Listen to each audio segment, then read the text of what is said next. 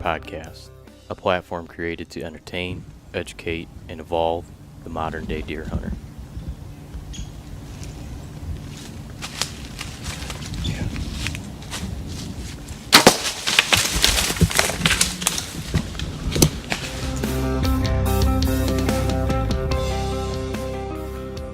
What's XO? XO mountain gear packs. Oh, okay. So they're all into, ultra lightweight. I've heard of them. Yeah. Where are they out of? One day I think they're out of Canada, and the next day I think they're out of just a little. The next day I think they're out of Minnesota. That's good. So I have no idea. Right on. It's a good podcast, though. What's it called? The Hunt Backcountry. So it is sponsored by the Wild Sheep Foundation. Oh, okay. So, yeah, it's good. Nice. I like it. Right on. Want to introduce yourself? Craig Schneider, owner Beyond the Ears in Oxford, Michigan. Nice. My new favorite pro shop. Yeah. Regionally, locally, in the state of Michigan. You guys have gear that no one else has. Correct. Even in the Midwest, I think I could comfortably say, right? Yeah, so we are unique to the Midwest. So we're sort of more of a Western style hunting shop in the Midwest. So probably a dime a dozen in the Western states, and very unique to the Midwest and Michigan. Right on. Mm-hmm. Yeah. God, we've struggled for forever to find a local shop that had like a bow tech that you could trust. Yeah. A guy that you could take your bow to and that you could trust that when you got that thing back, you could go put it up against whatever you needed to. And the horror stories that I could tell you, man, I remember my brother, we were being up north, and he goes to draw on a doe, and the D-loop comes undone. And he's like, how? It's going to happen. You bring that up, and it's funny. So we had that happen recently. Mm-hmm. Friend of mine bought a bow. I set it up back in January, and then he sends me the picture of the D-loop popped. And then Chris, my tech, who Mm-hmm. I tell him I'm all embarrassed and everything. Then he sends me a picture of his bow that he set up. Same thing. So every once in a while you get a bad run of D-loop material for some reason that the burn-in doesn't hold, whatever the case. But my buddy's bow, he had 200-300 shots through it, and it popped. Right on. So at least it was at the range, not in the season. Right. So. Yeah, that's just one of the things. I mean, going and spending a bunch of money to get your bow tuned up and then ended up taking it to somebody else and saying, it doesn't really seem right. And then saying, this thing's far from being tuned up. Yep. And Chris is, knows his stuff, right? Chris is unique, I'd say. Yeah. We are very blessed to have him. I was lucky to get him. He's, his life revolves around archery and bows. Yeah, it does. There is nothing he doesn't know about a bow. Nothing he can't, if he can't fix it, it's needs to, that's when we need to get the manufacturer involved. But he is incredible with a bow. He's got he's a great target background, but he eats, sleeps, breathes everything on a bow. It's not uncommon for me to come in and there's bows and pieces in the shop. Just tearing them down. Yeah, he'll just tear them down and redo everything on it just to get it right, just to get it perfect. So he's, there's, my skill set hits a certain wall. Matt, who also works on bows, his skill set hits a wall. And then Chris, there isn't anything that he can't do. So between the three of us, it's a good, it works out really well. And when we were at Total Archery Challenge, I mean, there were some fixes that Matt and I were doing that, we wanted to get people back on the course. So we were, building string jigs off of a press and doing some pretty fun stuff out there, just to get people back out shooting. So, just field fix stuff for the most part. But having Chris at the shop every day has really brought a lot more to the shop and given us, what I think is a competitive edge in just his skill set and his background in working with bows, and his knowledge base around a bow is you can't beat it. Yeah, I mean, when I get contacted now by people locally that are like, hey, where do you take your bow? It's a easy no-brainer, Mm-hmm. And you're, what did you say, 45-minute drive from me? Yeah, here? 45, yep. It's not like you guys are my next-door neighbor, but Mm-hmm. it's worth my time to get my bow to you and to know that it's going to be done correctly. Because, yeah, Chris is just a crazy Woody. Bows are an intimidating thing, man. Like, I listened to all these podcasts. You were just telling me, you're listening to podcasts on the way over here, and I listened to all these podcasts, and these guys start really like, gosh, there's the next level.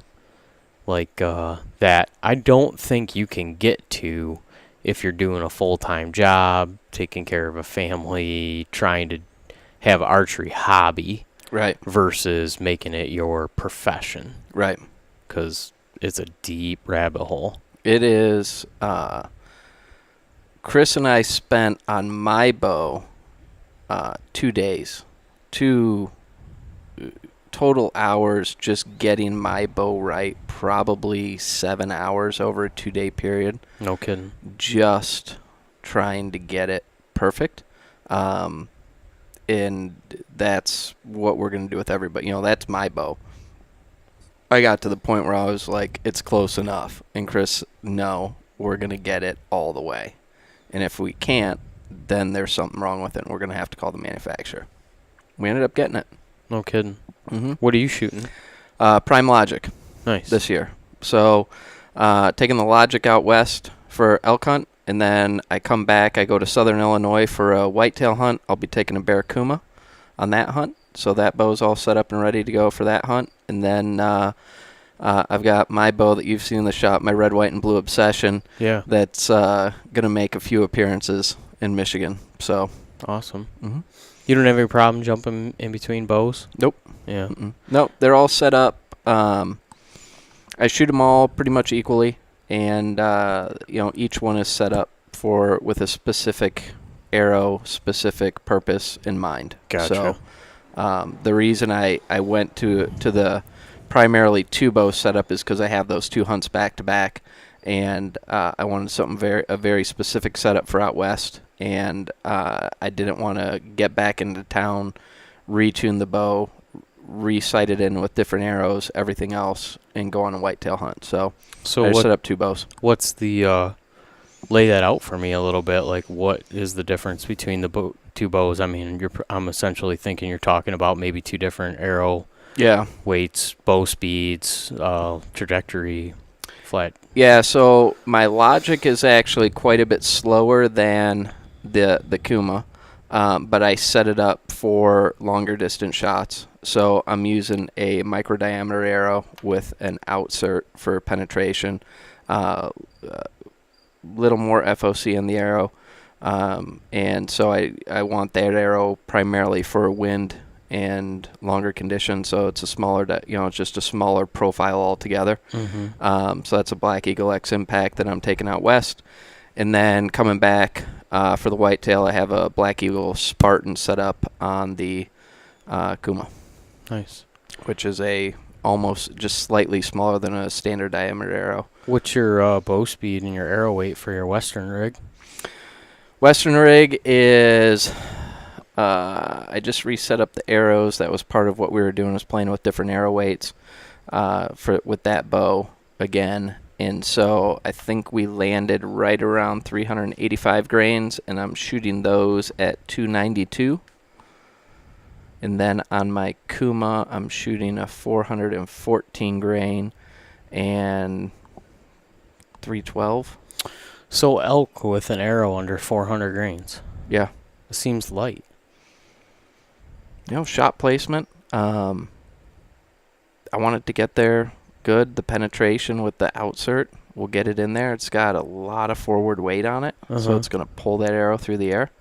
I think, we debate this every day in the shop. Right, I got to imagine. It's just such a talked about topic. It's right a now, right? rabbit hole.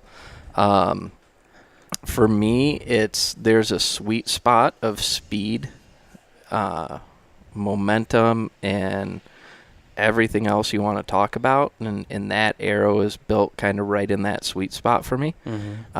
It's a speed that I want. I like a very flat shooting, flat trajectory arrow. So with my draw length, it's hard. You were 28 and a half. Yeah. So we actually, depending on the bow and the angle of the string, I'm anywhere from 27 and a half to 28 and a half. The logic when I got it was set up at 27 and a half, and we've swapped it out to a 28 and a half. So extra inch, 65-pound bow, and I'm getting good speeds on it. With that arrow weight. It's not the fastest bow, but it's set. That bow is designed for, just the way Prime designs that bow. It's designed more. Prime bows are great at distance. They just hold real nice on target. So. Sure. Have you hunted Western before? Whitetail, not elk. Okay. Right on. Yeah, I mean, it's just been such a debated topic lately. And I feel like you can find a middle ground, right? But it seems like maybe it's just the way the times are. Everyone's extreme one way or the other. There's guys that are speed freaks, and then there's guys that are telling you can't kill anything without a 660 grain arrow. And for me, I feel like there's got to be middle ground, right? Like you just said, where's the sweet spot? Where's the good trajectory, flat flying, straight flying arrow, but still heavy enough to do what it needs to do? Yep. And if you've got a sharp broadhead, it's the whole combination, the whole setup. So having comfort in what you're shooting, your ability to shoot, your ability to get on target is the most important thing. I mean, there's guys out west shooting elk with 40-pound trad bows. Dude, that's what I mean, my recurve's 40 pounds. And that, that's all you need. Right. So it's like anything else. It's shot placement and being comfortable. Right. So the arrow's going to get through it. Right. As long as you have a sharp, good broadhead. What kind of broadhead are you shooting? I am taking, 2 nights ago, me and one of the hunting partners went through and tested some broadheads, just see which ones were flying better. So I'm going to shoot the Dirt Nap single bevels. Nice. Yeah, guys been loving those. Do they, are you shooting the one, I think they all have the bleeder, right? Yeah, so it's a single bevel with the bleeder. Right. And that bleeder is it's a different design broadhead. That bleeder is placed forward in that. And I actually was just having a conversation with one of the guys from that company this week. I just sent him a message. They sent me some of those broadheads in here to test. And I was wondering why that bleeder was placed forward. And he said, "Did you shoot it?" And I said, "No, I haven't shot him yet. I'm just getting ready to. I'm looking at the thing, and I'm wondering why versus every other two-blade broadhead I've ever looked at, the bleeders are always placed in the rear." He's like, "Shoot it. You'll see." He's like, "We did that for flight. We found that it flew better like that." Yeah. So I've never shot those, but I have them here, and I'm getting ready to. But yeah, buddy that sat in here last week, he said the same thing. A lot of guys said that, actually, that they've been able to kind of screw that broadhead on, and it just flies. Yeah, so Matt that I'm going hunting with, he shot that at 40, no different than a field tip. But your bows are, I mean... 2 different bows. But your bows are tuned. I mean, I think there's a... Yeah, and he's shooting, his bow, he's shooting super fast out of his bow. He's 315 on his bow, I think. Really? Yeah. And, just slightly over 400 grain arrow, 29-inch draw length. And he shoot 80 pounds or something? No, 70. Really? Yeah. And he shot that same as he shot a field tip. Then he took it out to 100, and then he took a 100-yard shot with it. and he was 6 inches high. Not bad. Right. When I shot the single bevel, I was 4 inches high at 40. So I'll be able to tune that real quick, real easy. Right. So he's shooting a little different arrow. But he's a guy that last year went to Colorado. Speaking about arrow weights, a 362 grain arrow shooting at 320 feet per second. That's, I mean, you know, he's an archer though that at 100 yards, I mean, he's, you know, beer can groups at 100 yards. Right. So. Yeah, I've heard a lot of people talking about lately cut on contact, you know, which obviously the dirt nap is. Yeah. And for me, being younger, you know, I always thought the chisel tip was where it was at because I thought that thing was going to be way more durable when you hit bone. But it seems like more and more I hear guys that really have put a lot of animals down really stressing the cut on contact. Yeah. I don't know what your experience has been with that, but... You know, I'm a mechanical guy deep down. I love them. Really? So, yeah. Love my mechanicals. Never had an issue with them. Love the way they fly. So, I've shot a lot of different ones. Grim Reapers, Rage, everything. Yeah. I've shot them all, too. I have a handful of nightmare experiences, but I think it's one of those things where everybody loves them until you have a bad experience, and then... Right. But shot placement... It's all shot placement. Right. You put a good shot, it's going to get through. You hit the shoulder, I don't care what you're shooting, how heavy of an arrow you have, it's not a good shot. Right. Yeah. So. Yeah. Yeah, the arrow weight debate, it's constant. That's right. Probably the number one topic in the shop. Yeah. Is arrow weight. Yeah, I can see that. It's a giant concern. And like I said, you get information from all these different sources, and it seems like everybody's really one way or the other. I had a conversation with a guy this week who just purchased an existing arrow company, but he's changing a lot of what they have done in the past to what he said, quote, fill gaps in the system that aren't available right now. And he, after an hour conversation on the phone with him, he's setting me up with arrows for my recurve and my compound. Yeah. And they're both lighter. They're both going to end up being a bit lighter than what I was set up with. Right. And he's kind of assured me that, like, hey, man, he's been to Africa. He's stacked up the animals. And so I kind of trust what he's telling me. Yeah. And like I told you when we started this, I kind of halfway expect a UPS truck to roll in here while we're sitting here. Right. Because shipping notification said that there was going to be 2 dozen arrows delivered here today, and they're not here yet. So yeah. So I was listening to a podcast the other day. It's Beyond the Hunt, and they had basically the godfather of FOC talking about it. And you know, a lot of the literature we read and see, it's about, you know, FOCs between like 10 and 16, 17%. He's talking FOCs in the 40 to 60%. That seems crazy. 30 is extremely high. Yeah, so he's talking extreme FOC. Who is this? So his name is Dr. Ed Ashby. Oh yeah. So you ever read the Ashby reports? No. So it was him and Garrett Schlief, president of Grizzly Stick. So they were on talking about extreme FOCs. They've done crazy amounts of research on it.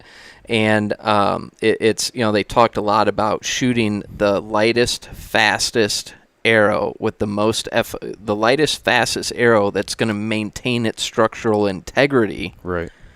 With the most FOC possible. Right. And so even they're talking that there's this happy place for everybody. So but they likened it to, the analogy they used was an airplane. The more forward weight you have, the easier it is for it to fly in a straight line. So the less maneuverable it is. And if you look at the F-22 Raptor, where that weight is more centered, it could fly sideways. So it's more maneuverable. So the more weight you can get forward, the air, you know, the broadhead or the tip is Right. pulling it through versus being pushed through behind. I always likened it to a vehicle. I mean, you've driven probably a rear-wheel drive sports car in the snow Mm-hmm. and something front-wheel drive in the Yeah. snow. Where the power is, that arrow wants to come out from behind, Yep. or is it pulling it Pulling it. into your... And same thing when you talk about, having a string tied Mhm. to a rock and you throw that heavy rock. If you have a golf ball with a rope tied to it and you throw it, it's a lot different than if you have a ping pong ball with a rope tied to it Right. and you throw that. You're going to have a wildly different outcome. Yeah. So, but one other thing that this guy that I talked to this week, and hopefully soon I'll be able to talk more about this. I think he's getting ready to put this company public. He said a lot of the heavy FOC stuff has been because not everybody has access to and understands tuning. Great. Correct. And he said the best case scenario you're ever going to have is when that broadhead is truly in line with that knock, when that arrow is hitting and going into whatever it's going to do. Yeah. And he said, there's a lot of workarounds around that. If you really don't know how to tune, he said you can load that FOC up and have that thing get pulled straight. Yeah. The more FOC you get into, the more tuning issues you have. Spine weights today on arrows are based on 70-pound bows shooting at whatever poundage. Those spine charts aren't taking FOC into consideration. So Right. the more FOC you look at, you really got to start playing with spine weights. So Right. it becomes a game of shooting a lot of different arrows at a lot of different front weights, lengths, spine weights, everything to figure out.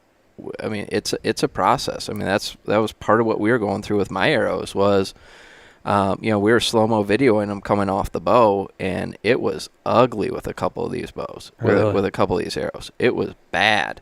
So getting that weight matched up just right with the right spine, it took us a while to do it. And Because then essentially you want the arrow to compress a bit coming out of the bow, correct? Mhm. But but you want it to be stable. So like when it hits, that tail's gonna wag a little bit too. So the less that arrow moves on the back end when it hits, the more penetration you're gonna get. So the less friction there is there.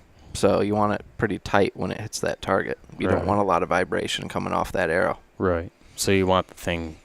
Well, I guess it's a lot different, too. I'm thinking traditional bow. Yeah. Depends on if you have a center cut shelf or, if you're shooting like a traditional long bow where you need that arrow to bend, compress, to come Mhm. around the bow, Right. straighten right back out. Similar but different than Yeah. with a compound. Yeah. And we had an arrow that we were paper tuning. We put an arrow through and we were 2 inches low left. Really? Yeah. Same bow, different arrow. Same bow, different arrow. That's crazy. Similar spine, same And then spine. I took that arrow and put it through one of my other bows and shot a bullet hole. Really? Yep. Huh. Just a lot of difference with the way the cams are now, too, right? Yeah, I mean, you got string angles. You got, are you knock high, knock low? Just the whole setup has to start changing. Right. So a lot goes into it. How long ago did you start getting into this stuff?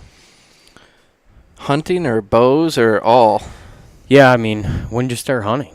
I mean, was it a family thing? No. So not at all. Growing up in southeast Michigan, I don't think I knew up north even existed as a kid. Really? Yeah. No, we were, parents weren't into it. Just wasn't a thing. And then it wasn't until later in life, I think my first hunting trip I went on, I was probably 23. It was a work trip. So a company I worked for took all the sales guys to Texas on a hunt. No shit. So I shot a couple of rams on the YO Ranch. So low fence. That sounds familiar. Yeah, it's big 600,000 acre giant, ranch out there. So it was all low fence. So I shot a black Hawaiian and a mouflon sheep. Jeez. And didn't hunt again until I was in my early 30s. Okay. Buddy of mine said, hey, let's go whitetail hunting. I've got property out in Columbus, Texas. I don't know what I'm doing. So I go Out to Texas again. Yeah, well, I lived there. So Oh, that's right. yeah, so by now I'm living in Texas. And so he took me hunting, and that was it. I caught the bug. And I've just been an addict ever since. And then come to find out, my mom's father was a huge outdoorsman. Going out west every year, elk hunting, bear hunting, had hunting property up in the UP. And so she looks at me now and she just sees her dad in me. And this is a man that I never knew. So he had passed away when I was infant. So it was just in the genes somewhere. I gotcha. And it just sort of took that one great experience of being, outside and really having to work for it by yourself that just got me. So then it just became all-consuming.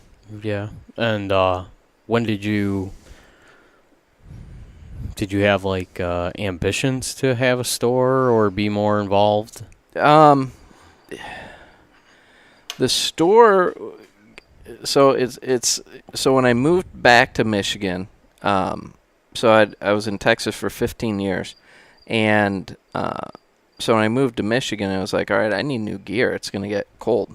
So I started ordering stuff online. I knew I wanted to get into the more technical hunting gear, so I was ordering, Cryptic I thought was real cool, so I ordered some of that. I ordered Sitka, I ordered First Light. Next thing you know, I've spent, $300 in shipping costs, and I had nothing. So I just started. What do you mean you had nothing? I returned it all. Oh. It was either stuff didn't fit. It didn't fit. It was too heavy. It was too lightweight. I ordered rain gear at one point because I thought it was what I needed. And I'm like, well, this is rain gear. This isn't what I need. So it was just when you get into the technical hunting brands, it's the websites don't do a good enough job explaining what it is and what its uses. You can call them and they can try to walk you through it the best they can. But more often than not, it's not going to be the right stuff. And not being a social media guy at the time, I didn't know about forums or any of this to ask questions, so I just blindly started buying stuff, and no, this isn't what I want, send it back. So started doing some research, started looking locally, couldn't find it anywhere. Went into Cabela's, they had some Sitka stuff. No one's going to help me. No one knows, they don't even know how to spell Sitka, I don't think. They're not taught to help you that way. Right. So I had the idea, there's got to be other people like me. I'm a kind of a gear junkie person. I love gear. I like collecting it. I like having it, like playing with it. So did some research and decided that I thought there was a market there. So 4 months later, I opened the store. In Oxford? Yep. And how long have you been in business now? Just over 2 years. Right now. So we started just with gear, didn't have bows, and everyone asked me why don't you have bows? I'm like, I don't have time for it. I can't do it. Yeah, because you work a full-time job. Yeah, too, I have a right? full-time job, and I didn't have time for it. The guys I hired weren't bow techs. Didn't have experience in that, but they were unbelievably good with all the other gear. And then a few things happened. Then next thing you know, we have bows. So we started with bows about a year ago. And then Matt and I were doing the work after hours, basically.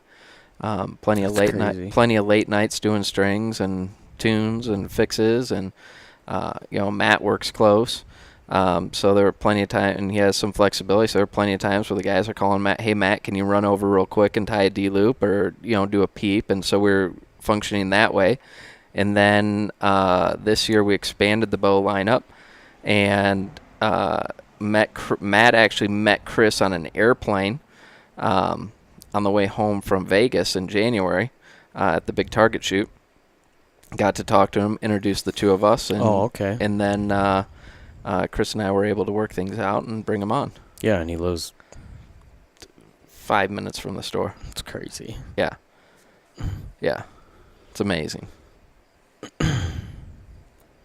Has it, I'm sure it's had its ups and downs, but I mean, what you had envisioned in your head when you were thinking about doing this, has it been wildly different, or is it kind of like, yeah, this is what I thought it would be? You know, I think for the first year, I didn't know exactly what I wanted it to be. You know, it was all so spontaneous. I knew I wanted to be a destination for people to get great advice on gear and to try it on. And it wasn't really until last year, like November, when I got the call from First Light letting me know that they were going to go consumer direct. It was a tremendous blow to the business. First Light was hands down the biggest selling items or manufacturer in the shop. How long had you been selling their gear? Just over a year. Just over a year. You know, year and a half. And they decided to go consumer direct. And we were probably the biggest dealer of First Light east of the Mississippi in a very short period of time. The biggest dealer in Michigan, hands down. And it wasn't uncommon, still not uncommon for people to drive 3-4 hours to come to the shop to get good advice on gear. So to get fitted, I mean, to get fitted, right. You know, first thing we always ask people, you know, hey, what size are you? What size waist are you? And they tell us, and we hand them something that's 1 or 2 sizes bigger.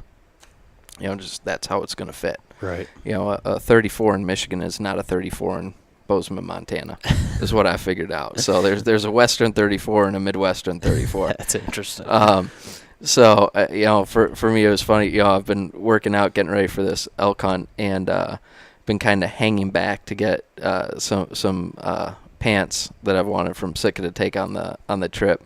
So finally the other day I tried them on. They were 34. I'm like, yes, I finally fit into a Sitka 34. So it was like a big day for me. That's funny. I wear a 34 and everything else, but a 36 in Sitka. So finally skinny enough to wear a Sitka 34. That's funny. But yeah, so after that, I had to really make some decisions on what the store was going to become. And I had this idea of, like, to me, Moose Jaw was this, like, really cool place for people that want to, like, be outdoors and be connected to it in the hiking and camping world. And so I had this idea to be that to the hunting community. And so that's where we've evolved over the last 6-8 months into this hunt hike concept that we're going to continue expanding on. So that's where, you know, losing First Light, it hurt. It freed up a lot of capital to do a lot of other things. So we were able to bring in boots, so Crispies and Kenetrex and dry shods.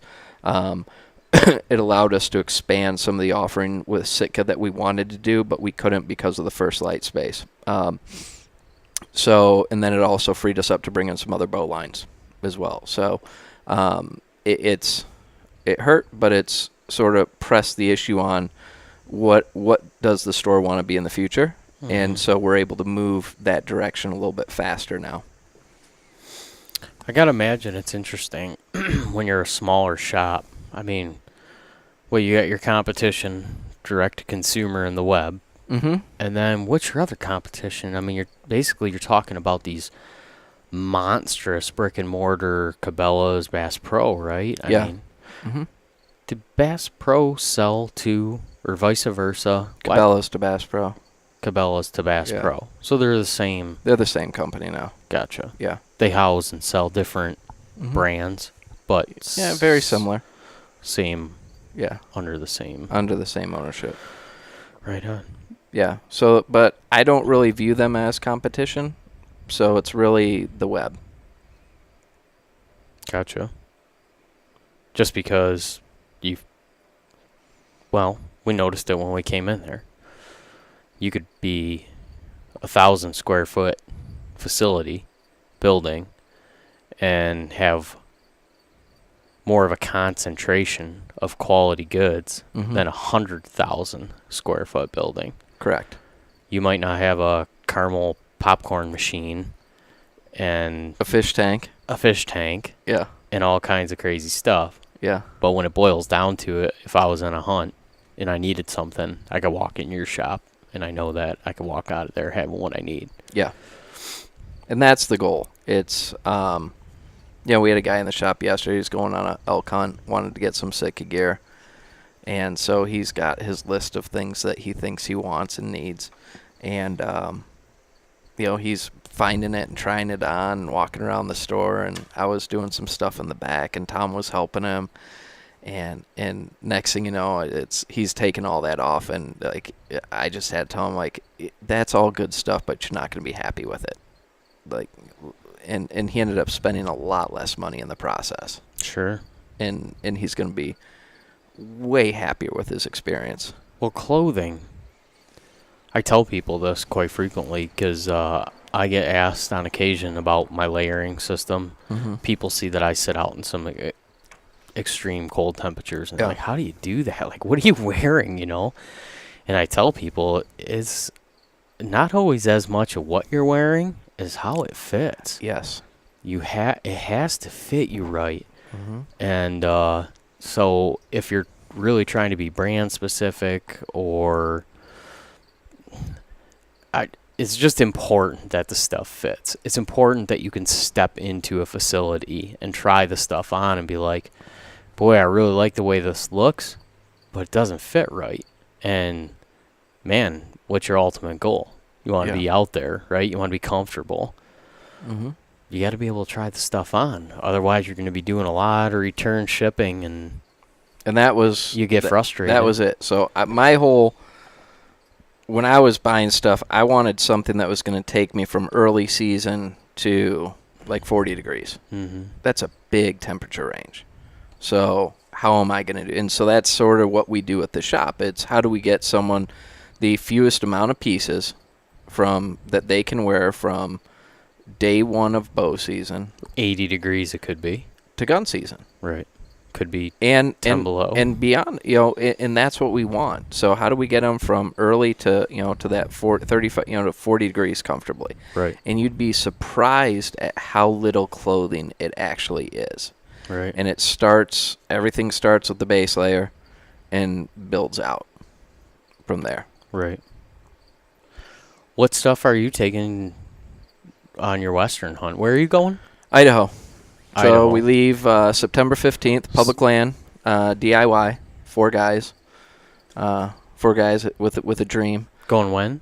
September 15th we drive out. So tail end of the second week into the third week. And so you can kind of anticipate what the weather's going to be, but you virtually have no idea, right? Yeah, I mean, ideally we're anywhere, when you look at historical, you're talking 25 to 75 degrees. Morning lows 25 up to, mid 70s. Which is a crazy swing. It's a crazy swing. You don't know what you're going to get. I have a real simple kit. It's, lightweight merino base layers. Then I'm doing the Sitka Apex pants and top, which is a merino blend pant and top. Then I've got a wind stopper piece, which is the mountain vest, which is just a shell to break the wind, and a puffy. That's it. That's my kit. That's my clothing. Some hats and gloves, I'm assuming. I'll have a beanie, no gloves, and that's literally it. Gloves. No gloves. 2 pairs of socks. Yeah, you're braver than me. 2 pairs of darn tough merino socks. And 2 pairs of merino boxers. Yeah, that's it. Merino's the shit, isn't it? Merino is a game changer. It is. If there's a lot of base layers out there, and the amount of merino that we sell out of the shop is ridiculous. Yeah. It is worth its weight in gold. It's there's a lot of, I don't want to name brands out there, but there's a lot of synthetic. I'll name them. There's a lot of synthetic base layers out there. Sitka made a synthetic base layer. They got rid of it. They quit making it. If anyone wants Sitka synthetic base layers, come by the shop. I got a killer deal on them. But polyester. It's polyester, spandex, any of that stuff. The problem you get into, especially with the spandex, is it retains moisture. And those synthetics retain moisture. So if you sweat and it gets wet, it's going to retain that moisture. And then if you're out there and it's 20 degrees, 15 degrees, you worked up a sweat walking to your stand, and then you're sitting there in damp polyester spandex blend base layers, you're going to get cold really, really fast. Right. With merino, it's going to pull that moisture off of you. It's wool. It's antimicrobial, antibacterial, and it's going to retain its ability. It's going to maintain its ability to keep you warm. Right. Because it's pulling all that moisture off of you. And wool, by nature, everyone knows when wool's wet, it still keeps you warm. Right. So, sheep's wool, sheep can be soaking wet and it keeps them warm. Right. So, the merino, as early season pieces, as base layers, there's so much functionality to them. And that's really the foundation of what we start people with is you got to I've had people that didn't buy the base layers, came back, I'm cold. Of course you are. Bought the base layers, went back out, and the difference is huge. Yeah, moisture is it's the killer. It's the same reason people's feet get cold, is they have boots that have too much insulation. They have too heavy of a sock on. So if you're going to wear 1,000-gram insulated boots, you better not be wearing much of a sock, or you better change your socks when you get to the stand. So once your feet start sweating, there's that moisture. They're going to get cold. Right. Yeah, what I was getting at is I've had a handful of guys that, they're to tell me how much they love like their Under Armour base layers. Yeah. And that cold gear, that compression gear, I'm like, dude, if you're going for a trail run, that's great stuff. It's awesome stuff. But if you're going for a trail run and then going to try to sit for 4 hours and be warm, that is the worst thing that you could possibly have. Everything that you just said, on top of being a compression, restricting your circulatory system from flowing at its potential, is devastating to your body to keep it warm. You want something, you want to have a snug fit. Yeah. But you don't want compression. It's the last thing you want. Yeah. You want a looser fitting garment because you're restricting your blood flow. Yeah. And I had some of that stuff, and for a while I just thought, man, there's no hope. I got the best stuff. I love how they call it heat gear too. Right. It's gonna keep you warm or keep you cool in the heat. Wear that and enjoy the hypothermia is what I tell people. Yeah. So when I got away from that, I just went to a smart wool merino. Yeah. It was just such a game changer, like you said. And for us, we're staying in, a lot of times when we go deer hunting, we might go 3 or 4 days without a shower, you gotta have merino. Yeah. Otherwise, you can't stand the smell of yourself. No, just those synthetics, it's like the workout shirts, any of that. They, you wear it twice and sweat in it, you don't get the smell out. Right. It's just not possible. Right. So, Sitka makes workout shirts that actually don't smell. I've tested them. They're legit. They're sweet. It's the merino has so many advantages over other stuff. People will spend $1,500, $2,000 on a bow. By the time they get arrows, sights, rests, everything else, they've got all this money into a bow. Right. And then they don't enjoy being outside because they're cold. There's a real easy way to fix that. It's, get merino first of all. That's going to change things very quickly for you. And secondly, you alluded to it, is make sure your clothes fit and wear the right amount of clothes. A lot of people put too much on, and that hurts you. Yeah. So definitely. But the base layer is the foundation of everything. And getting a good quality merino base layer. And there's you don't have to spend a ton of money on them, but they are worth their weight in gold. Yeah. Yeah, it's even crazy to me, like, or it's something that I've come to realize what a difference maker it is when I sit down in my tree stand and I start to get comfortable. After about 5 or 10 minutes, I'll stand up and I'll kind of hike my bibs or pants up a little bit to alleviate them pulling on top of my thighs and my knees to put a little bit of a airspace in there. And what a difference that makes, you know, after you're sitting there for a couple hours. If that stuff is pulled, yanked tight to your skin, it's going to get colder way faster. Yeah. You guys got, you just started to talk about boots and people's feet getting cold. Yeah. You know, I've put together a system for myself that's worked for quite a few years, but I have friends that just struggle. You know, they can be comfortable out there, but no matter what they do, it seems like they're always complaining that their feet are freezing and it's chasing them out of the woods. Yeah. And you were saying, do you think people overdo it sometimes? Yeah, definitely. Definitely.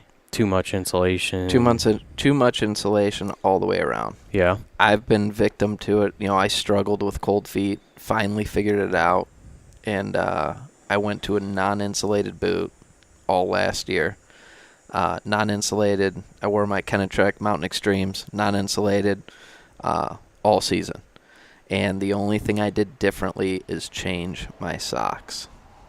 You said you're a 3-pair boot a season kind of guy. What's your boot system for the? So I've got Kenetrek Mountain Extremes, which I wear constantly. Love that boot.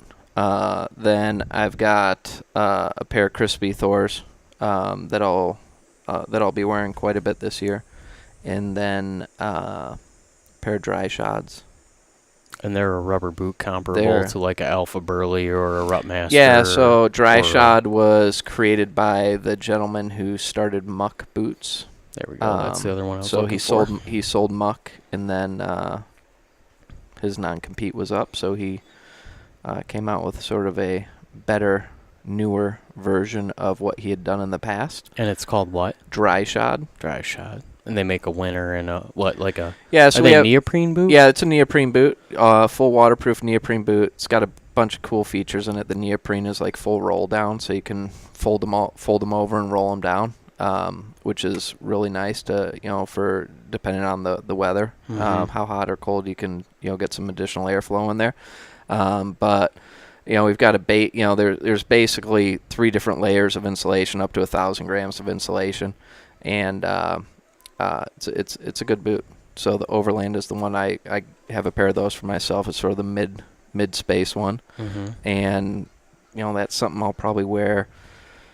You know, back in, you know, I don't know, was it December or whatever last year when it got crazy cold? You know, I was wearing my Kenetreks still. 20 below. Yeah, I was wearing my Kenetreks, and now it's fine.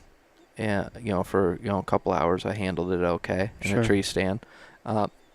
And you know, my fingers got cold. Fingers I struggle with still in super cold weather. Yeah. It's had an opportunity on a deer. I was hunting a friend's property. He had a deer that he wanted gone. So I went out there. I'm sitting in the stand and I saw him. And he just caught me off guard. Had no idea that I was in no position to even think about taking a shot at him. Then he left and, you know, came back out a little different way, and at that point in time my fingers were so cold I don't think I could have like pulled the bow back, you know. So I'm like, all right, I think I'm done I'm done. It was getting close to dark anyway, so but yeah, it was the fingers that got me on that day, but feet were fine. Everything else was fine. Have you played around with any of those like electronic sole? I know like Thermacell makes a set now and stuff. I had a pair of those. You know, when I first moved back, I had those. Ended up breaking them. So, you know, that lasted like 2 hunts and, you know, whatever, gone. I've played with the stick-on foot warmer things. Yeah. I'll still take those out I'll have them with me in case I think I need them, but I just haven't needed them since I'll go in with a lighter sock, and so you're changing your socks when you get to your tree or whatever? Yeah, I'll change my socks. So you're wearing a lighter sock, and then when you get where you're going, I'll put a heavier sock on. What was the sock you referred to earlier? So we sell Darn Tough. So it's a merino sock. Yeah, I've heard. I know a lot of guys out west run those. Yeah, right? so they're made in the USA, all made in Vermont, and they have a lifetime warranty. Mm-hmm. So you put a hole in the pair of socks, ruin them, do anything that you just send them back in. They can send you a free pair, no questions asked. So it's basically a sock for life. So you get a couple pair of Darn Tough, and you don't really need any other socks. You just send them back in after you wear through them. There you go. We'll do it at the shop for you, or you can just send them to them. Need them to start making underwear. I know, right? Yeah, if I could mail in every pair of underwear that I have, they have holes in them, and get new ones, man, I'd be set for life. That would be unbelievable. it's just having the right system head to toe, I think, is. Right. You got to play with stuff. You got to find out, what works for me may not work for you or somebody else. Right. But being able to experiment and figure those things out becomes super important. What's the scoop on the crispy boots? I hear a ton of talk about those. Me and you were talking about them a little bit before we started recording here. They're an Italian boot. Yep. And they just in the last year or two were introduced into the States, or they were able to be distributed in the States, correct? Yeah, in the last few years. So they've hit with quite a splash. They're an incredibly well-made boot. The pricing on them is fantastic, I think. There's different price points on them. It's like all gear, though. You're investing in your footwear, and they say that they're broken in straight out of the box, right? They are very. I will never tell somebody, put them on today and go out west tomorrow and wear them. Probably a bad idea. But boots are unique, right? Not every boot's going to fit every person's foot. Sure. And we'll have people come in. They want Crispies. Everyone wants the Thor. That's the real popular one. And then they'll put, a Valdrez or a Summit or an Idaho or some other boot on. They like that one better. So you really have to take your time, put a boot on, make sure it fits your foot, walk around it in the shop, and really make sure the fit's well, and put your time into a boot before you go anywhere. Those boots are a real technical piece of footwear, right? Yeah. I mean, they're a lot different than what we've traditionally grew up with. Yeah. For hunting footwear in the Midwest. Oh yeah, yeah, absolutely. But I haven't had anyone that's walked out of the store with a pair of Crispies that hasn't called us or emailed us or tagged us on Facebook saying that did not like them. Yeah. I know my friend Amber is like Amber Amber Casey has a pair. We met Amber at Total Archery, and she got a pair of the women's Crispies, and she was wearing, I think, a pair of Irish setters maybe. Got the Crispies, and I don't think she's taken them off in the 8 weeks she's had them. Yeah, she's always got them on. Right. Yeah, they're just a good pair of boots. It's like tires on a car, right? If you got bad tires, you're not going to get anywhere too fast or too safe. So yeah, we're telling you got to bring that up, huh? You're hitting me while I'm down. Yeah. I was 30 minutes late to my podcast tonight with a flat tire, we can sit here and hear air hissing out of it as we record. So yeah, the Crispies are they're nice. They are very, very nice boots. I don't think we've had anyone that's tried them on that hasn't walked out with them yet, and they've gotten a lot of positive press, and I think that positive press is very well deserved. And then we have the Kennetreks too, which is an incredible boot. It's a different type of boot. Serves a different purpose. Is the Crispy? Would you say is it more of a mobile? Depending on the boot, yes and no. Okay. They have a wide range. I mean, they have a wide range. The Kennetrek boot we carry is the Mountain Extreme, which is a 10-inch tall, full leather, full waterproof boot. Most of the Crispies are going to be a Gore-Tex, like a soft outer, not a full leather. Mm-hmm. We do have the Valdrez, which is a super lightweight, all leather boot. They have Gore-Tex liners. In a little different type of, they have the Vibram sole, the Kennetreks don't. So it's just the Crispies are more of an all-rounder, where you're going to be able, that Mountain Extreme is a very has a specific place in life. It's a very specific use boot. I tend to use mine all the time just because they're super comfortable and I really like them. And it's a boot that I hunt in, so I want to put a lot of miles on it and just keep them broken in. The Crispies are, more of a hike, hunt, do everything boot, Right. to where, all the Crispy boots that we have in the shop are going to handle, 80 to 95% of the terrain that you're going to go on. Then if you're getting into real steep, nasty stuff and you need a higher ankle boot, yeah, they have that too. But for the most part, we're selling the 8-inch boots, not the 10-inch boots, Right. just because it's something you can wear every day. And I think that's one of the big appeals to the Crispy is it's a boot that you can be real comfortable in every day, hiking, walking, doing whatever you want to. And we have a guy that's does irrigation for a living in landscape.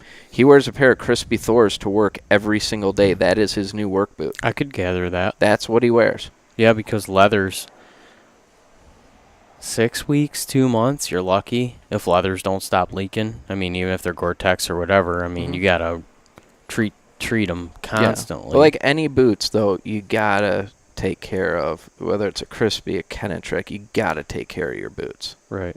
Got to take care of them.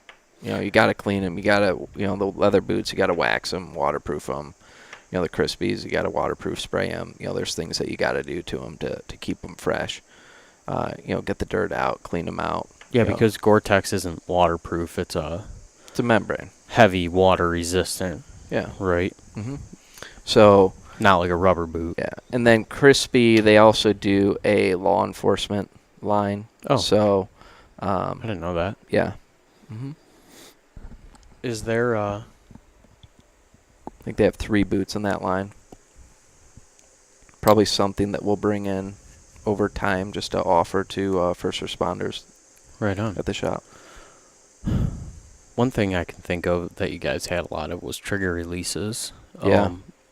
Is there anything else in your store right now that you're like particularly excited about, like some newer gear, maybe something this season that people are getting like a first look at where you're like, dang, that's sweet. Like, I'm glad that that's here now, or something that is a popular item that you've been noticing? Obviously the Crispies have been a huge win for us. The Trophy Ridge React Trio is huge. Yeah. We sell that site 7 out of 10 sites. That's the site people walk out with. That's a big site, big thing for us. We're real big on thumb releases at the shop. Yeah. Probably the next thing would be would be the Sitka Apex system. And it was like for me a game changer, and it's something that we bought a lot of, knowing it was gonna be well received. We also, in the whitetail world, the Stratus system from Sitka came out with a bib, which is a big deal. So we're doing a lot of that already, which is more of a mid season, late season piece, super versatile. And then the casual wear from Sitka's been a big success, and we have fall collection on its way. So I'm really? super excited about that stuff. Yeah, I was just gonna bring up the fact that what's the date today? August 15th. Yeah, so we're like really rapidly approaching. Mm-hmm. Have you seen people is the shop starting to get a little busier?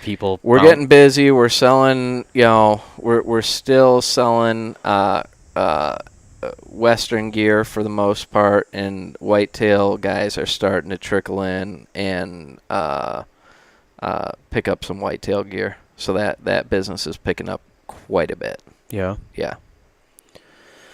Did you read? I was just reading over everything yesterday. Did you see all the new management plans that are I did. coming out through the state? Yep. I imagine a lot of guys are coming through and saying, "Hey, what do you think about this?" Yeah. A lot of opinions. Uh-huh. It's going to be I think a lot of people butting heads. Yeah. I mean, I've been just reading down the not commenting on anything. Yeah, just I actually, in my I guess I should preface it to say, because guys that listen to this that aren't from Michigan, we're experiencing our first season of known CWD cases here, Right. and the state's taking drastic. Yeah, they're taking precautionary measures, and people are on both sides opinionated about what they're doing, and I'm glad. I think this week or next week I'm going to get to talk with our deer biologist for the state. That'll be awesome. Have him on, have a conversation with him, Chad Stewart, a friend of mine, great guy. I've had him on the show before. But yeah, people are already worked up about it, and it's going to impact the way that we've hunted here in the state for I don't know how many years, but it looks like after this year there's not going to be any baiting in the full bait ban. Not in the UP, just in the lower, right? I don't know about the UP, but I know lower for sure. I've read, the highlights of everything. Right. And I know there's an immediate no baiting this season in the core areas surrounding the 13 counties. And then I believe the lower starting January 31st, no baiting. Correct. Which is interesting because I think I don't know, you're a little bit older than me, a couple years, and it's always been baiting. It's just been the tradition here. Yeah, so starting my hunting career in Texas, it's all about bait. Right. Sure. So I've never had a problem with it. And then, sort of as I think I've changed my viewpoints over the last couple years, last year on my property we started the year no bait, and then later in the season we started to add a little bit. We put some food plot. We did food plots and redid the property, so the whole year was a bit of a learning experience. I'm actually personally excited for the no bait. I kind of am too. My property is it's private, but there's the pressure is ridiculous. Sure. And I think the no bait levels the playing field really quick. Yeah. I see, last year we saw a dramatic change in movement once neighbors started baiting. So to not have that, and I think deer go nocturnal pretty quick when there's a lot of bait around. They don't have to, they're off the normal patterns. They aren't not as competitive. We already see change. Like this year, I already know once the soybeans come off, it's going to be tough. Last year I had corn on until Thanksgiving. It was not easy. So, I'm kind of looking forward to no bait. Me too, and I think the one thing that the guys that are potentially a little bit aggravated or worked up that we're not going to be able to bait can look at the glass half full side. Everybody complains that there's not bigger antler class deers here in the state. Dude, I could put a bucket of apples out and shoot a spike horn in one day. Right. There's gonna be a lot more 1.5-year-old, 2.5-year-old bucks that are gonna make it through the season, not getting shot off bait piles. Yeah. And so there you go. There's there's a little bit of a bump towards your older age class. Yeah, I mean, I don't know. Since the rules came out, like you said, there's been a lot of back and forth, and I think, we put a post on our Facebook. Hey, what do you think? And I ended up making a comment down in the comments, and a lot of people liked what I had to say, and I ended up deleting the comment.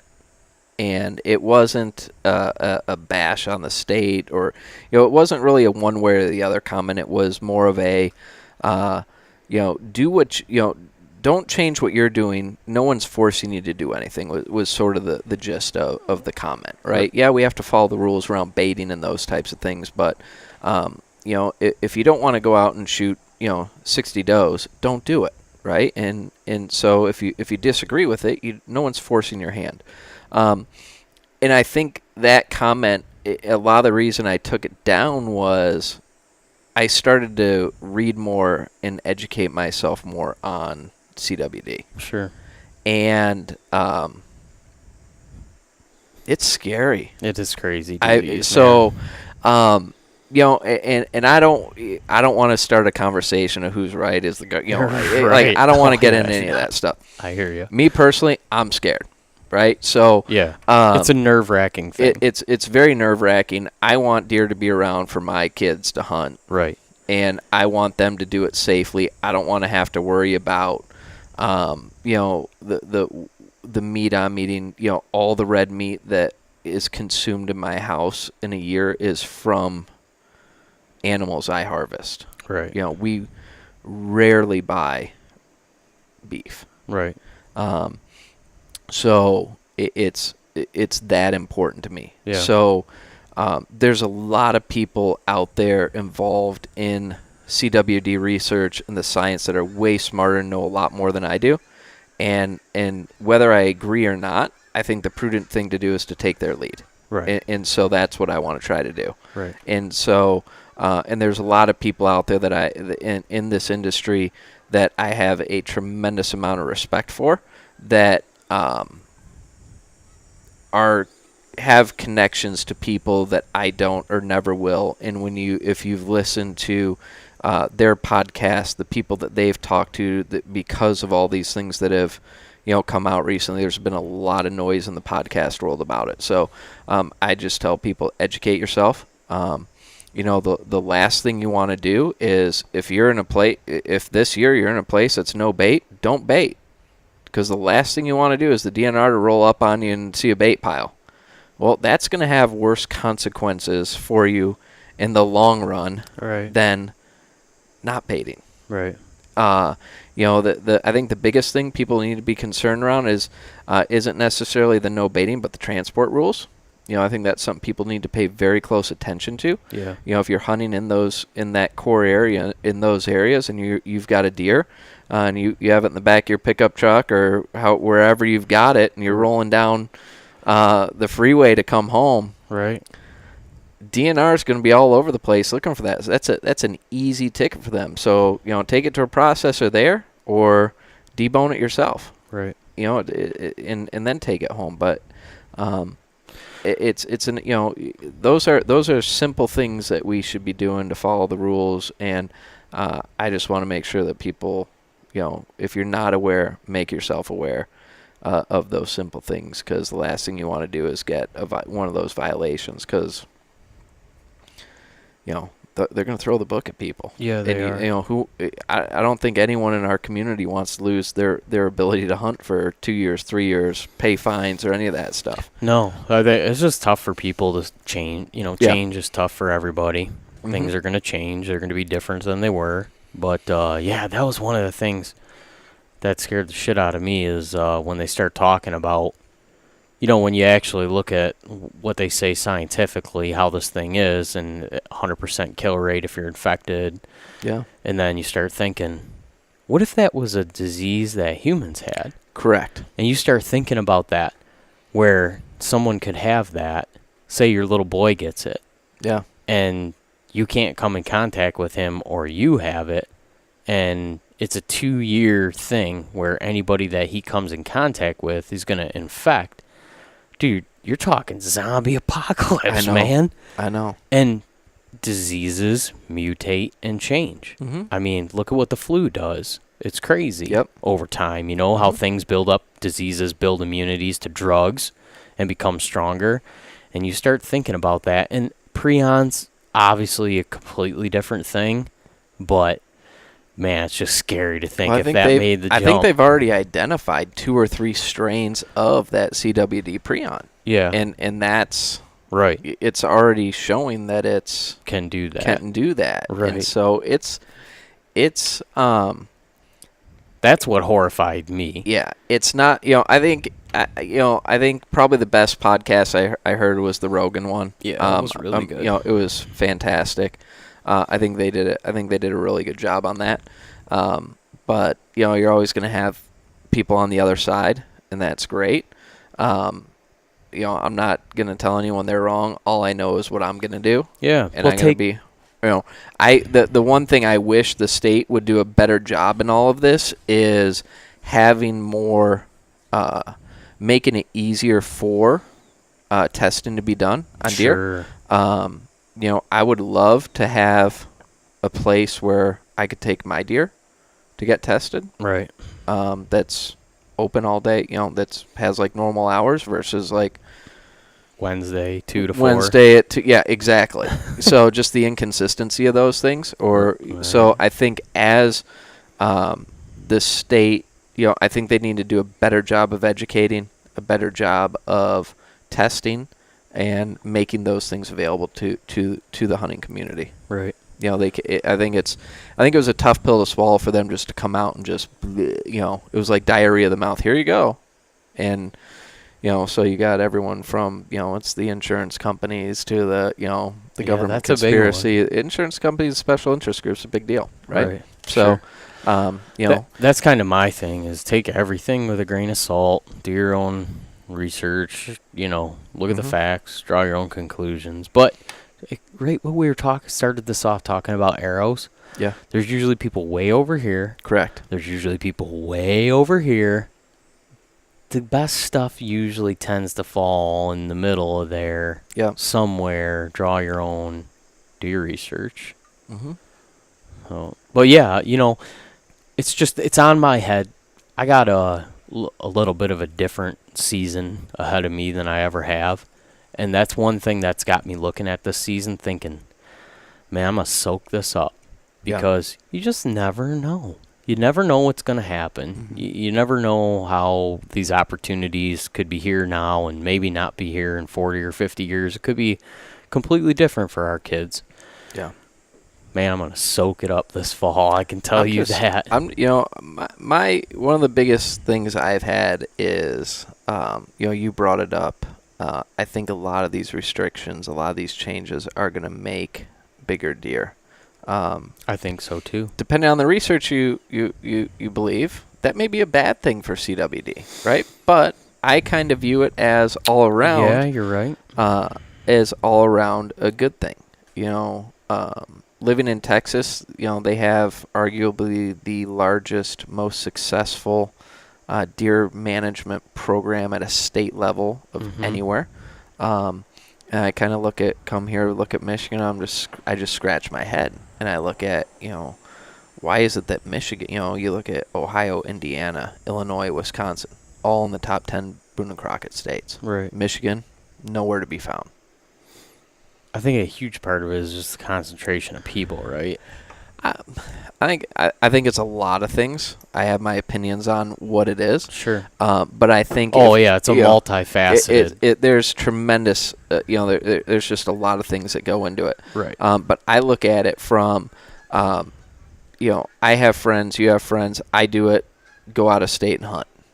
Right. Well, we don't have a whole lot of people coming here buying out as non-resident tags. No one does it. So, I go to Kansas for a whitetail hunt. I got $500 in tag fees. I'm getting a hotel. I'm eating out every day. I'm couple thousand dollars into that trip. Right. How many people are coming to Michigan spending their money on the whitetail world? No, not many. I don't know anybody. I just looked at the numbers the other day, and it was like the amount of non-resident hunters. It's awful. I mean, it's just it's like a blip. So as a shop owner, and I just look at it and it's like, what are how much money are people paying for leases in Ohio, Wisconsin, Illinois, Missouri? They're spending crazy money on that stuff. How much are people spending on a lease in Michigan? Right. Nothing. Very little.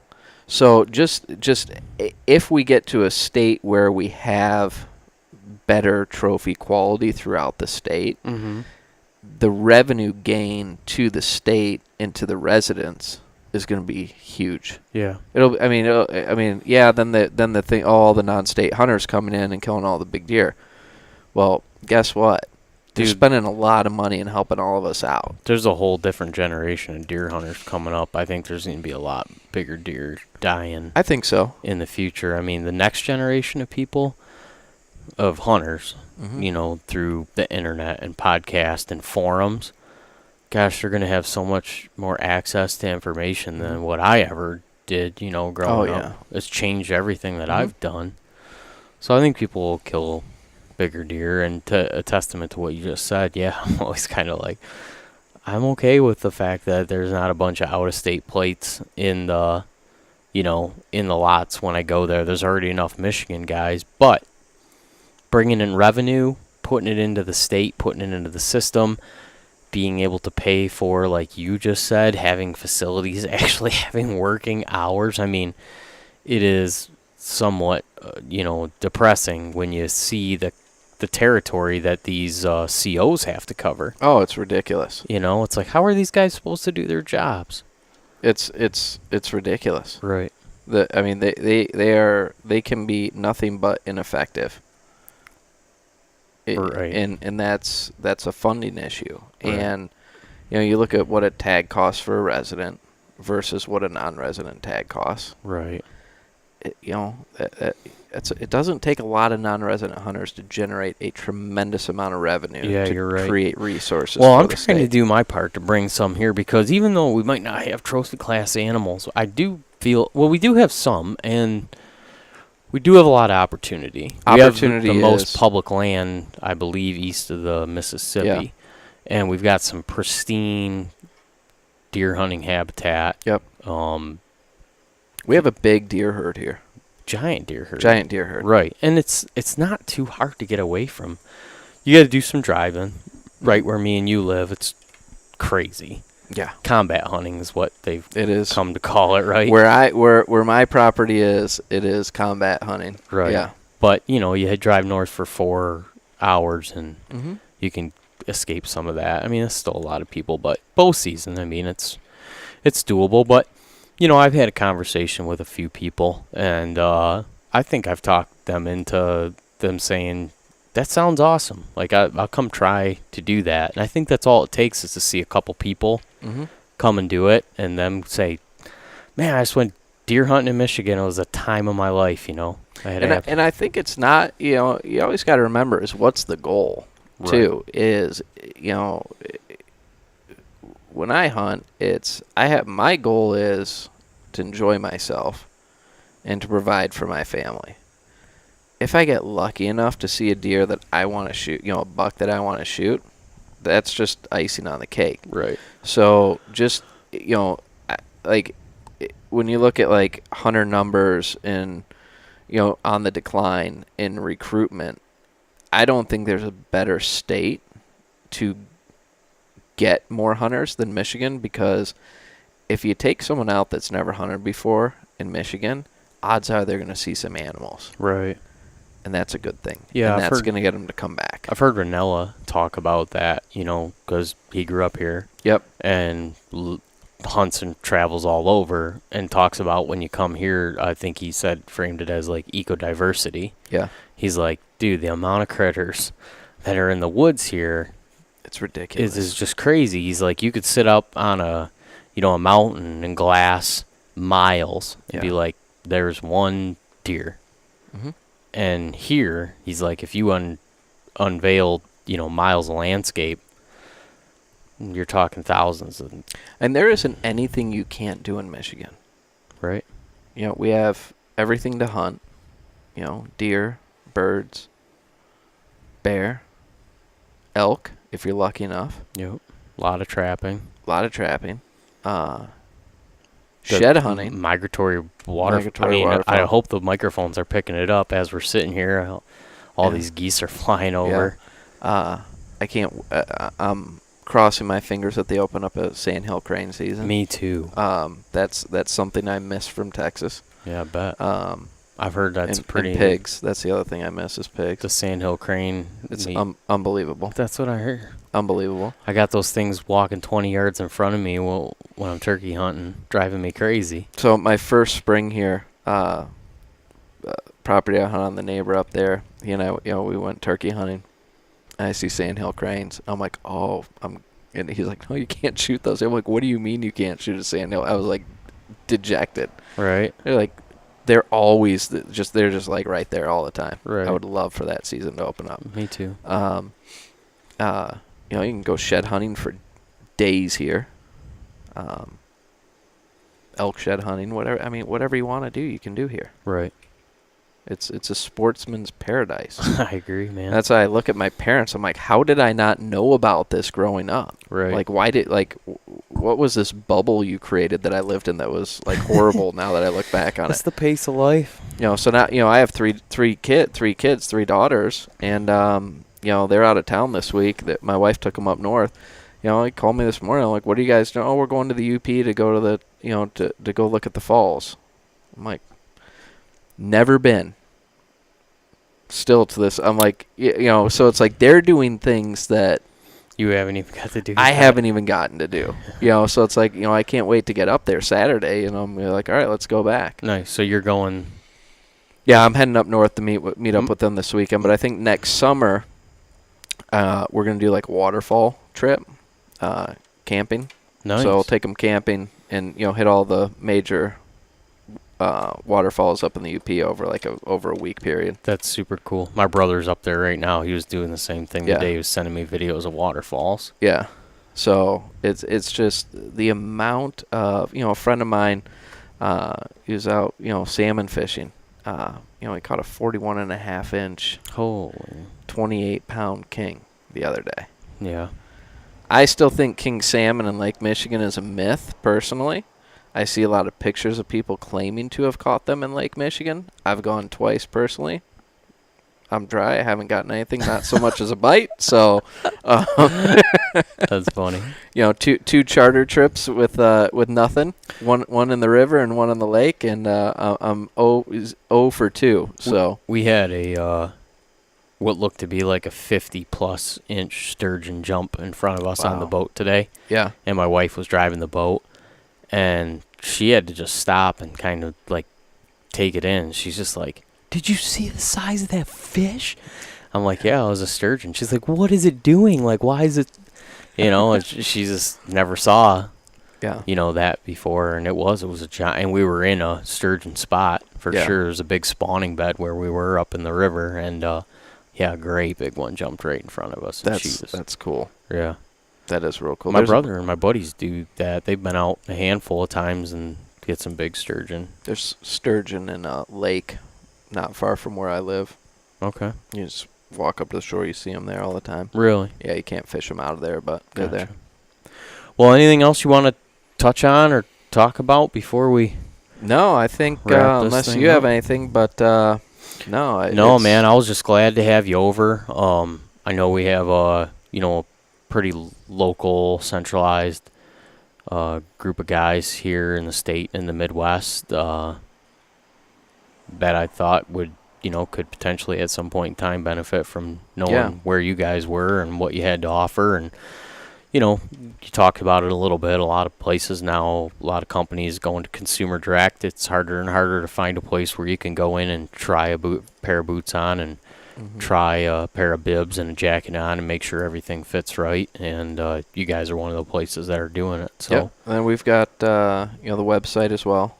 So pretty much the whole store inventory, except Bo's brought it, some of the small stuff that I just haven't had time to put on. But all the clothes, boots, and main gear is there at the website. And then Woods and Water. So we're going to be at Woods and Water this year. We skipped it last year. We'll be there this year with a bunch of stuff. Nice. And we're bringing BHA and RMEF with us. Nice. So anybody out there interested in learning about how they can get involved in conservation and public lands, two of the what I feel are the greatest organizations out there between BHA and RMEF. we invited them to set up shop in our booth. So I know Rocky Mountain's going to have a pretty sweet drawing and raffle, and then the guys from BHA, will be doing memberships and handing out probably, who knows what they're giving out with memberships this time, but they always have cool stuff. So Yeah. but just two outstanding organizations that do a lot for the state of Michigan, that do a lot for public lands throughout the country, and we want to make sure that we're being involved in that and bringing that to people at one of the biggest events of the year for outdoors people. So, Yeah, and that's the Woods and Water Show. It's coming up here, beginning of September, yeah, specifically? September 7th through 9th, I believe. Okay. It's in Imlay City? Imlay City, Eastern Michigan State Fairgrounds in Imlay City. So opens up Friday, I think like 4 o'clock, and then closes Saturday. And then the last day is Sunday. But we'll be there. We'll have some... if you missed our anniversary sale, fear not. We have some pretty sweet deals that we're going to have at Woods and Water. Nice. We're going to have a couple bows there that we worked out deals on with the manufacturer. And we'll have some Sitka gear, and we'll have some... we're going to bring a little bit of everything from the shop for people to take a look at, put their hands on. So nice. What was the web address? www.beyondtheears.com. And your address is there. You guys are in Oxford, Michigan. Yep. 40 North Washington in Oxford, Michigan. We are at the north end of downtown. So we sit back a little bit off the road. So if you get to the pedestrian bridge over M24, you've gone too far. Turn around. And Oxford's, what are you, about 45 minutes north of Detroit, something like that? Yeah, about that. I mean, if you're familiar with where the Palace is, we're 15 minutes north of the Palace. So, right. Not And that bad. I was telling guys, too, I told some guys locally, you're taking a bow home for me tonight for a friend that lives here. And he's like, it's a little bit of a drive for me. And I said, dude, do yourself a favor. Go out there, drop your bow off. There's a sweet brewery right down the road. Go have dinner and a beer. Make an evening of it. Oxford's cool little town. Yeah. Take your wife, take your kids, make an evening out of it. It's kind of like a little destination thing. Yeah, it's a cool little town between downtown Oxford and then just south of there, downtown Lake Orion. There's pretty good restaurants, nightlife in that area. There's a little live music venue in downtown Lake Orion that gets some really good indie indie bands and up and comers in there. It's called 20 Front Street. They get some pretty cool people in there. Nice. Definitely worth checking out. Super inexpensive. You can go have dinner, a couple drinks, and go over there, see some live music, make a night of it. But right. Yeah, we're open Tuesday. We're closed Sunday and Monday. Open Tuesday through Friday from 11 to 7, and then Saturdays from 10 to 4. And if you ever need us to stay late, just call us, and we're happy to do it. So, that's sweet. If you need us to come in early on a Saturday, we'll do it. If you need us to come in late, stay late on a Saturday, as long as I don't have family obligations, or Chris doesn't, or Tom doesn't, we're happy to accommodate when and where we can. Most of the bow work we can get turned around pretty quick. Strings, we're about a week out on strings right now, just because we have everything custom made. And we want to make sure it's done right. So that's a good point to bring up. Don't wait till last minute. No. Now's the time, now guys. is the time if you need to do it. anything, Yeah. gear, strings, boots, don't wait till September 25th. So Sitka ran out of gear last year in November. Just ran out. Just super popular stuff in popular sizes. We were done.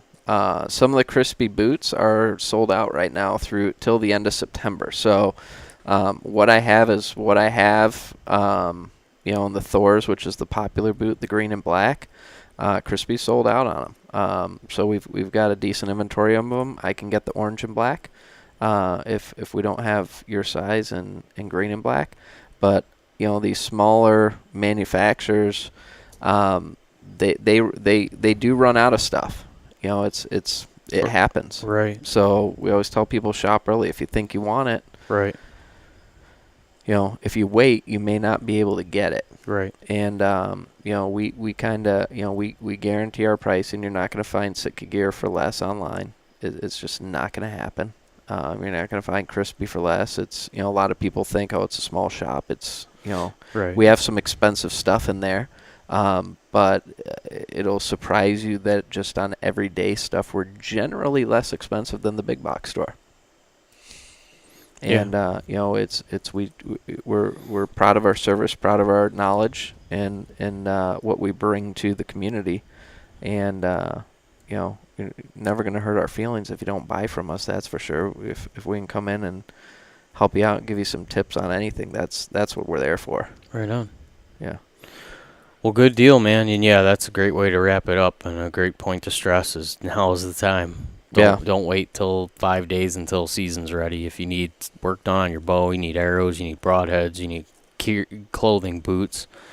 Now is the time. Get the stuff. Make sure it works for you. Be using it, and that way you get your system dialed in when it's time to go, and you're capitalizing on your opportunities this fall. And if we have to, we'll special order. It takes us about a week to get, week to 10 days to get stuff in. So keep that in mind too. That if we don't have it, we can get it. Don't wait, because when you need it, that's when we generally are out of your size in something temporarily. So, spot on, man. Cool. Well, thanks for coming over. Thank you, Kevin. And we'll do this again at some point during the season, and maybe we'll do this at some point where I'll come over and we'll have Chris on, and we can maybe get like in depth about some, archery. Talking about bows and equipment and arrows and a little more technical than what me and you can. We'll get to that next level. That I let Chris play in that space. Right. I'm dangerous. He's deadly with it. So right. Yeah. Okay. Yep. Good deal, man. Cool. Thank you. Thanks, Kevin.